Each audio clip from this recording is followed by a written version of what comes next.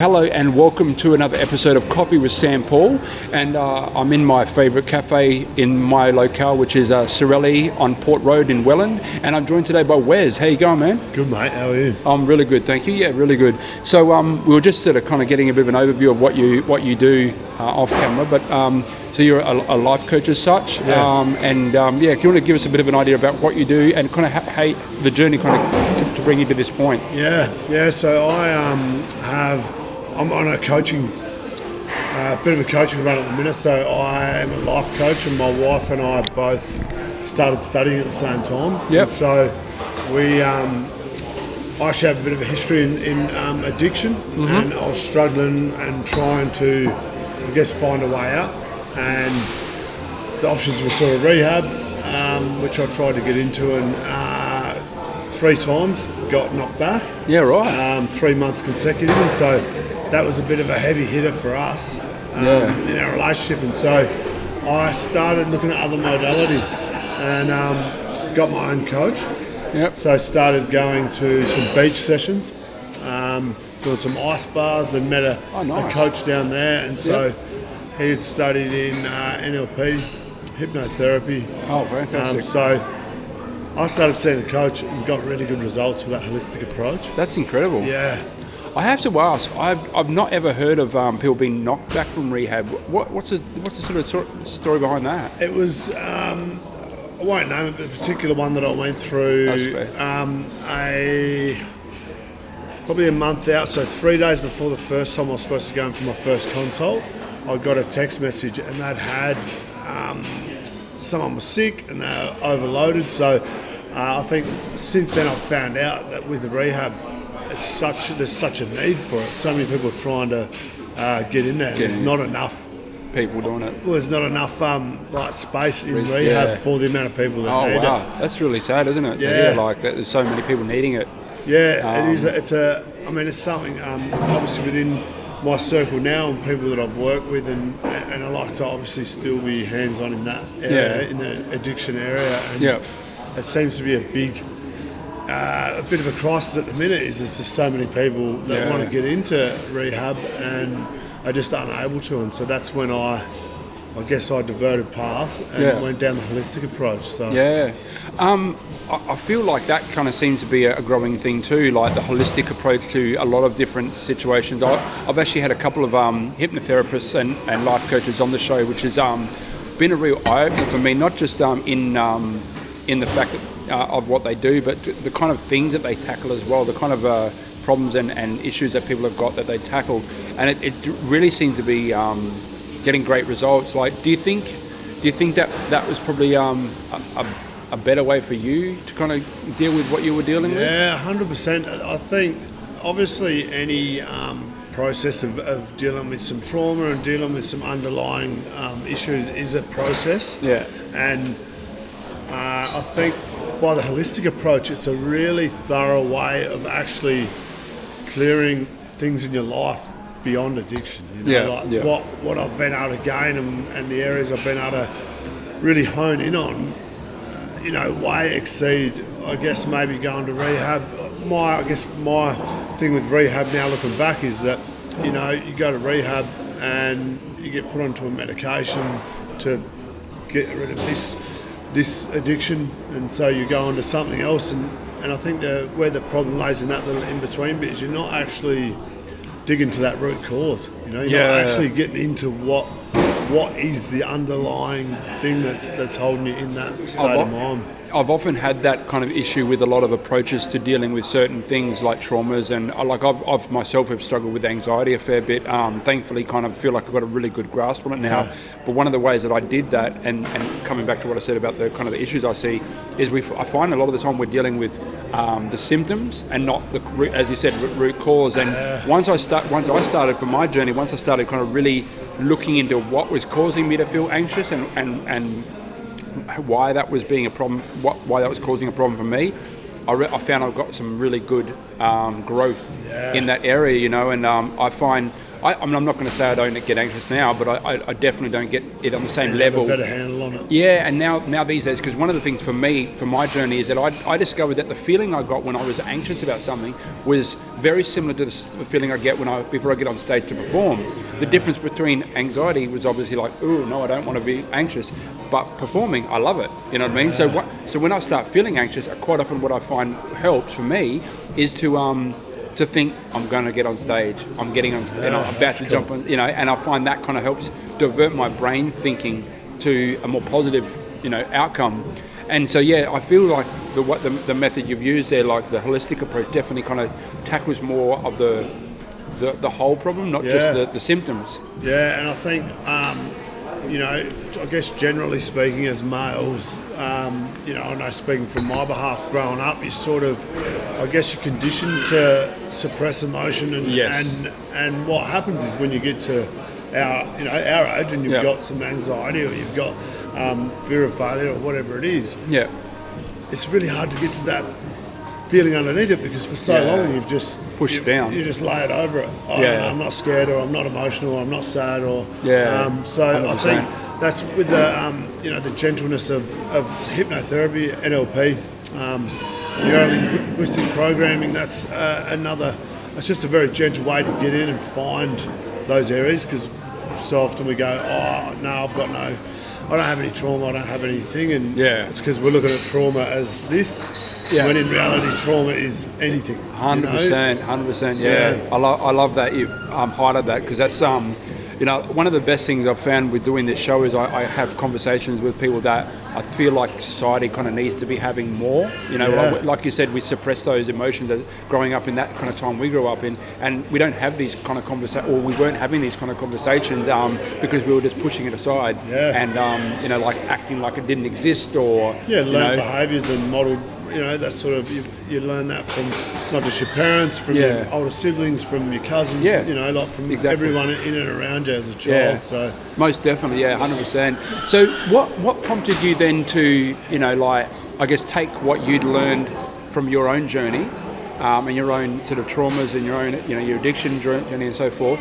What prompted you to then go, hey, I'm going to go now and help other people? Yeah, that's awesome.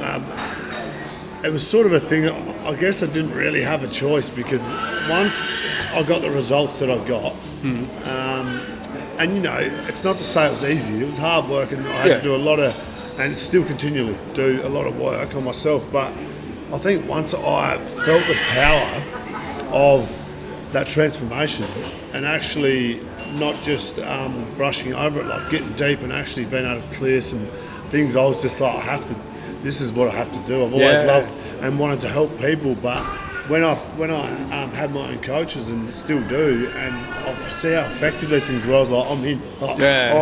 I'm in, and fortunately my wife, she was a big part of my support and love, and what helped me get through what I went through. We went on this journey together, so we both started studying NLP together, hypnotherapy. We've done advanced hypnotherapy. We've been studying for the last 18 months, sort of non-stop, and so it's a beautiful thing to be able to do with your partner. Yeah, most definitely. I mean, they say something along the lines of those who grow together stay together, sort of thing. So I mean, I can only imagine it would just bring you guys together more, stronger. Great journey to be on. There's parts of it that are like that yin and yang, because you both know so much about how we're wired and things, and so it's really when you do find yourself stepping out of your alignment, like find yourself maybe getting angry or raising your voice, or just falling into old traps, you're so accountable with each other, because it's like and you go, all right, cool. I love that. I'm glad you mentioned that. By the way, don't forget to drink your coffee, man. You don't have to go cold. It's good coffee.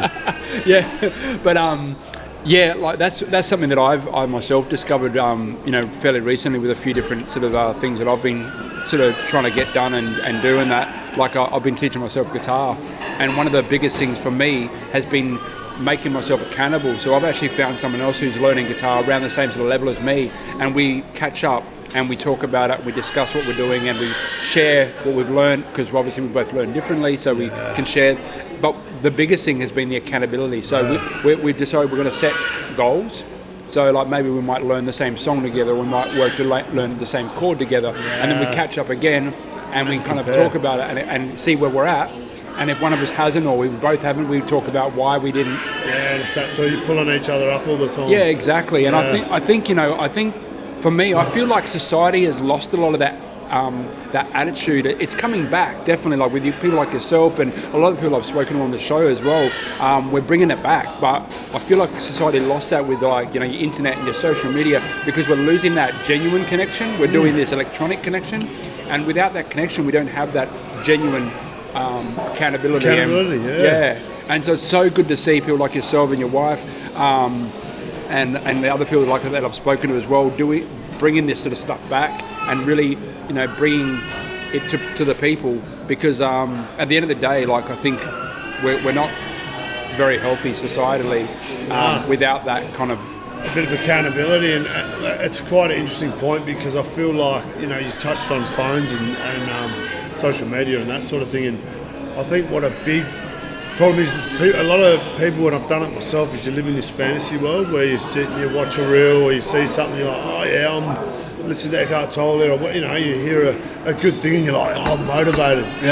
Dave Goggins gets on that boom boom saying something and you're like, yeah, but it's a false facade. It's in your head, and then what happens is tomorrow morning I'm going to get up and do an ice bath, and you wake up in the morning, you're like, it's pretty cold, I'll start it tomorrow, and it's that negotiation with yourself, going, oh no, oh yeah, you can have a treat, you're on a diet, but you can have this because you've deserved it. And it's like we really give ourselves the lies we tell ourselves. Yeah, 100%. And there's a lot of power in accountability. Having most accountability, definitely. Friends or partners or. Yeah, coming back to what you said before about doing the journey with your wife, I think that probably not instrumental, but definitely would have played a huge part in the success that you both have had and you've both seen. And the fact that you've then now taken that next step to then help other people together, I think that's incredible. You should be so proud of that. Yeah, it's a beautiful journey, and I start off just doing men's coaching, and I'll never turn clients away. I want to help people in all different walks, but the reason we've gone for this couples focus is obviously our journey and the things we've learnt, and deepening our connection, our ability to understand each other, how to fill each other's cups, how to fill our own cups. Yes. And so we're like, let's share this, because we went to counselling and that didn't work for us, and it was a pretty bad experience on our end. Yeah. But then once we sort of went to a coach, and you start to same sort of thing.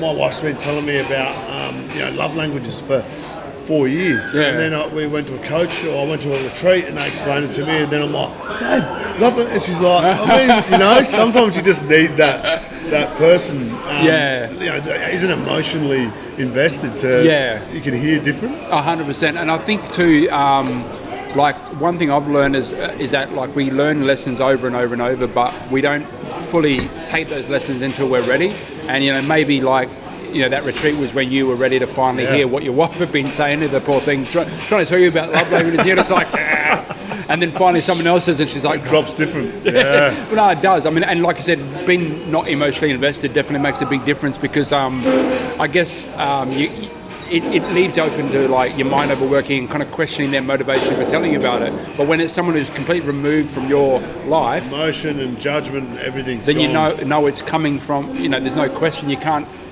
convince yourself otherwise, because it's like, well, they don't have any investment here other than to see us succeed and get better at life. And I think that's sort of another thing I see as one of our our superpowers, is because we're coming at this together, we can sit down with a couple and we've got the masculine and feminine, but also sometimes in a relationship the female's like me and the male's like my wife, in our dynamics, so we got a double opinion, so we can sit down with a couple and really get deep on all levels, and that's so good. Branch off, do some individual work, come back together, and so it's an exciting journey, and it's it lights you up. So no, I can tell. Listen, thank you so much for coming on the show. Thanks for having I think I'll round it up. I'll grab some links from you if you want to message them to me. And when I post the video up, I'll put the links in the description. So if anyone wants to get in touch with you, if they're really feeling what you're talking about and want to get in touch, they can reach you that way. But yeah, thank you so much for being on the show, man. It's really been a pleasure. Appreciate it. And thanks again, of course, to Sorelli for putting up with me. I never ask permission. I always just roll up, set up the camera, and no one ever seems to complain. I figure it's better to ask forgiveness than ask permission, but most people are so supportive, so it's been really good. Yeah, it's a good thing you're doing. Yeah, hope you enjoyed the coffee too, man. Beautiful. So yeah, no, thanks a lot, man. Thanks. All right, peace. Cheers.